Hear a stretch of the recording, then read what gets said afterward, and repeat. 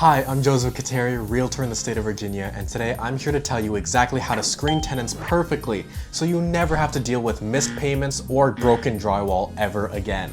Alright, so the first step is going to be listing your property so we get the most attractive tenants first. We have several options to do this, and I'm going to give you the most effective one, so stick around. And of course, let's start with the best kind of option, the free ones. Facebook Marketplace and Craigslist are great options to just start out. You can also go to the more classic options such as Zillow.com or Realtor.com, but they typically charge a weekly fee. It's not an insane amount, but it's not free. And pictures. Pictures are so important to list a property. You have to take clear, well-lit photos or else you will not be able to get anyone to see the property. And in my personal opinion, if it's not too much money, hire a professional photographer to do it for you. In my area, specifically of Northern Virginia, which is where I work, rentals actually don't really need professional photography a lot of the time because we usually have a turnaround rate of about 1 week, even with just iPhone pictures. So it really depends on the market. But if you can afford it, I would go with professional photography. And all my Section 8 people, pay attention to this. If you want to list a property and you want a Section 8 tenant, feel free to actually call up the local housing authority. And this is how your conversation is gonna go.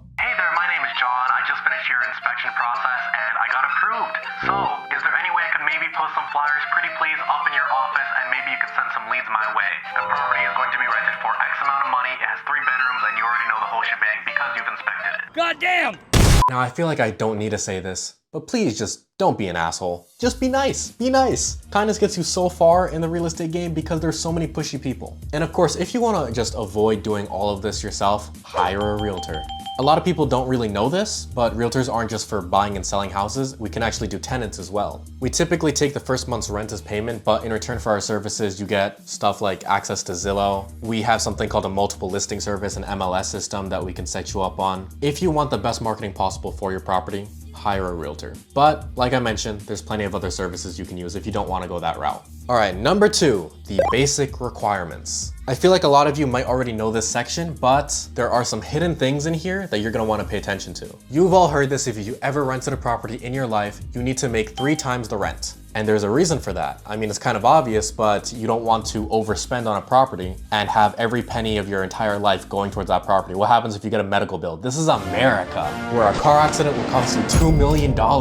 I know from experience. Anyways, making sure that their monthly income is triple the rent is just a good way to make sure that there's wiggle room. If you don't want to go this route and you even want to be more safe for some reason, there's the 40 times rule, which basically states their yearly income has to be 40 times what the rent is per month. For example, a $2,000 month apartment or lease means you have to make times 40, 80 grand a year. Another basic requirement, this one's kind of controversial, is I don't allow smoking inside. I don't recommend it at all. I specifically write into leases that if any smoking is to be done, it is to be done outside, such as front or backyard or a porch. And the reason I say this is because long-term tenants will just continue smoking inside of the house and it will actually build up into the walls and you'll never get the smell out, you'll never get the stains out without spending a crap ton of money. Another thing that kind of ties in with the income is you want to make sure they have manageable amounts of debt. Now, if they have student loans and maybe a car, that's fine. Everyone has that. I have student loans. But the part where things get a little dicey is if you see a $500,000 medical bill on there, or if you see unpaid invoices from 6 months ago. Anyways, you just want to make sure that their debts don't exceed 50% of their income, and that includes the rent.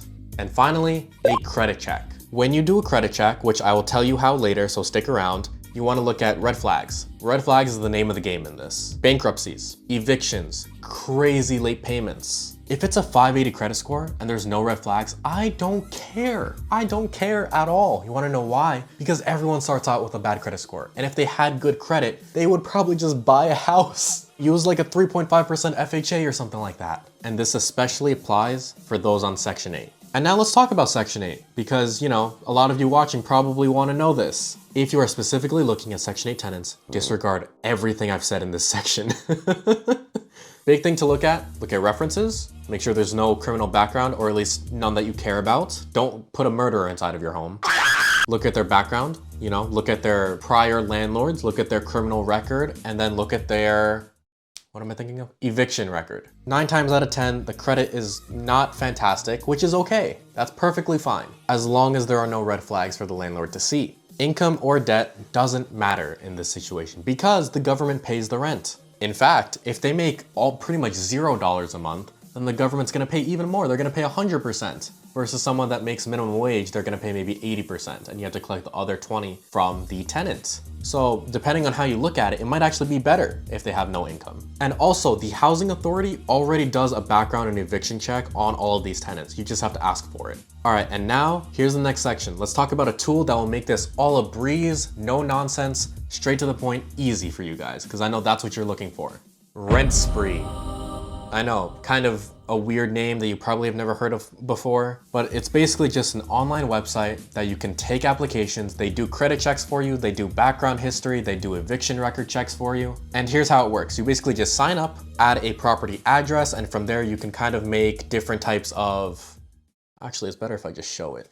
So next, you actually have to put in your address. So this is the home screen that you're gonna be looking at. You simply click My Listings, and this is gonna be blurred since I actually have one active. But you essentially click New Listing, just add an address, add what the monthly rent's gonna be, and add what type of tenant screening you want to do. But once you're on the screen, you can just go to Tenant Screening, and you can see we actually sent one request out, and you just click Screening New Options in the corner. They can pay the application fee if you'd like. I believe it's $38 right now, but it'll select the following things: credit report and score, criminal background check, and evictions. And this also includes a rental application built in if you want to just immediately send it.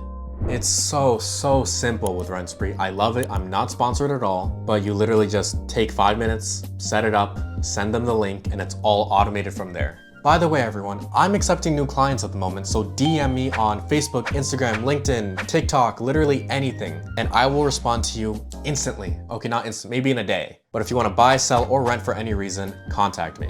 So after you have got a potential few applications in, it is now time to do the screening process. An interview gets you a sense of who is going to be living in your home, obviously, but you can also follow your gut reaction. Now, if you're specifically looking for Section 8 tenants, what I would do personally is I would call them the same day and go, hey, how about today at 6 p.m. I do a one-on-one interview in your home. You're one of our potential applicants for this place, and we're in the final 3. If they don't let you, they don't want you into their home, that's a red flag. Now, yes, of course, they could just be kind of weirded out, but most of the time, a lot of these people are looking pretty desperately, so they're gonna take any chance that they can get, which I know sounds bad, but it's honestly the truth. It's very, very hard for them to find housing nowadays, and it's actually kind of sad to see. So by doing this, you're actually kind of helping them out. Now, if they don't let you in, chances are their current place is trashed and they don't want you to see it. And while you're there, for those that accept your proposition, take a look at their car. If it's old and it has some rust on it, that's fine. My car is old and has rust. My car is awful. It's $1,600. But if there's trash bags everywhere, if it's filled with McDonald's bags, it's filthy, stains everywhere, that's not a good sign. People typically treat their car the same way they treat their house. Same exact thing applies for their current home. If you enter their home and it has a lot of wear and tear, cracks in the foundation, that is fine. If it's generally pretty tidy and doesn't have anything major going on that was caused by the tenants, that's fine, that's great. But if there's broken drywall, the doorknobs are falling off, there's laundry everywhere, that's not a good sign.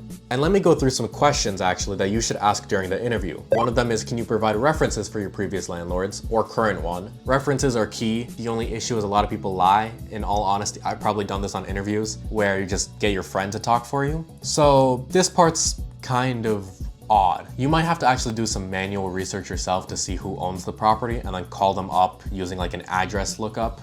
Why are you looking to move? That's a pretty good one. It gives you insights into their motivations for moving. For example, if their landlord wants them out because they're not paying rent, that's kind of a big deal. But if they just want to get closer to the school, that's great. So at this point, you have now picked the tenant, you've signed the lease.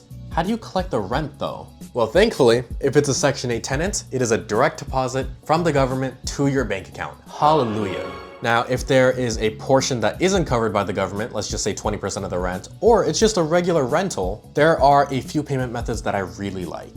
So there's 2 options, easiest for the tenant and easiest for you. Easiest for the tenant, Venmo, Cash App, Zelle, just money transfer ways. Oh, and PayPal. Do people still use PayPal? I just use it for business, but I don't know about rent. Chances are they already have an app like this, so it really doesn't have to do any setup on their end. All they need is like your phone number. Now, the method that I would recommend for ease of use for the landlords is actually to use some type of automated management system, such as the Zillow rental manager or the apartments.com manager. You literally just input the address, put the basic lease terms, how much the monthly rent is, how much the late fees are, when you need to apply the late fees, etc., etc. And and you simply put in their name, their checking and routing number that they're gonna provide. That's it. It's all automated from there. Zillow takes the money out of their account on, let's say, the first of the month, puts it into your bank account, donezo. If they miss a day or however many days you assign, late fee is automatic. The only downside is it's kind of hard to give leeway to the tenants, which is, I think, a very important thing. If they're struggling, they need a few more days to deposit into their bank account. Apartment.com and Zillow are very strict. It's a robot. It's not gonna say, okay, I'll wait a few days. Okay, so by now you should have the perfect tenant in your rental property. This channel is all about making educational and entertaining finance content. So go down below, hit the subscribe button, hit the bell so you get notifications on when I upload because it can be kind of sporadic. And don't forget to go down the description and DM me on Facebook, Instagram, TikTok, LinkedIn, anything you want if you want to buy, sell, or rent anywhere in the world. All right, have a nice day.